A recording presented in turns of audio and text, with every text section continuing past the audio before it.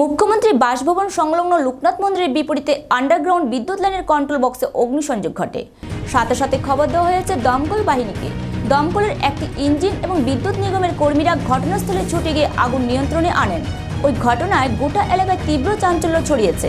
ঘটনার বিবরণে জানা গিয়েছে, আজ সকালে পথ চলতি মানুষ মুখ্যমন্ত্রী বাসভবন সংলগ্ন লোকনাথ মন্দিরের বিপরীতে আন্ডারগ্রাউন্ড বিদ্যুৎ লাইনের কন্ট্রোল বক্সে আগুন লাগার দৃশ্য দেখতে পান।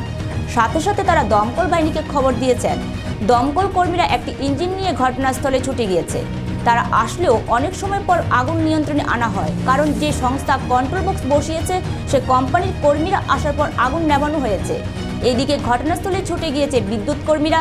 তাদের প্রচেষ্টায় আগুন নিয়ন্ত্রণে আসে, ফলে বড়সড় অগ্নিকাণ্ড থেকে অল্পে রক্ষা পেয়েছে গোটা এলাকা, এমনটাই অভিমত এলাকাবাসী।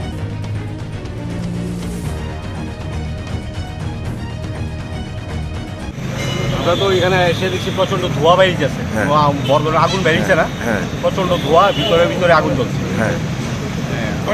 কয়টায় খবর পাইছেন, কটায় আছে? আমরা প্রায় ধরুন 8:25 খবর পেয়ে আমরা সঙ্গে সঙ্গে বেরিয়ে আসি। দায়া কি দেখছেন এখানে? আয়া দেখি এখানে এই যে ইলেকট্রিক ডিপার্টমেন্টের একটা এই যে মারুতি গাড়ি এখানে দাঁড়ানো আছে চকম নিয়ে, জিজ্ঞাসা করলাম, তারা জল দিতে না করছে। জল দেওয়া যেত না মেশিনটাতে। হ্যাঁ, আমরা তার কোম্পানির লোক না, তার সঙ্গে তারা যোগাযোগ করছে। এরপরে তারপরে যদি প্রচন্ড ওইখানে মেইন রোডের উপরে সিএম এর বাড়ির সামনে আছে একটা ট্রান্সমিটার সঙ্গে আছে, এই কারণে আমরা CO2 গ্যাস ব্যবহার করছি। হ্যাঁ, যেহেতু কাভার স্টিল কাভার ব্লক আছে, গ্যাস ভিতরে ঢুকে না যায়, কারণে ভিতরে আগুন নিবানো সম্ভব না। হ্যাঁ, যেহেতু গ্যাসটা বাইরেই থাকতেছে, তখন তারা কিছুক্ষণ আগে তারা কোম্পানির লোকজন এটা কাভার জল খুলছে, তখন আমরা এখানে জল এসে ভিতরে রাবারটাই নিয়ে। এখন কি কন্ডিশন আছে? এখন মোটামুটি ওই যে আগুন আইতে বসছে। কতক্ষণের দৌড়চ্ছে, কতক্ষণ লাগছে আগুনটা নিয়ন্ত্রণে? প্রায় 45 মিনিট। এটা মানে এত দেরি কিনলে করলো?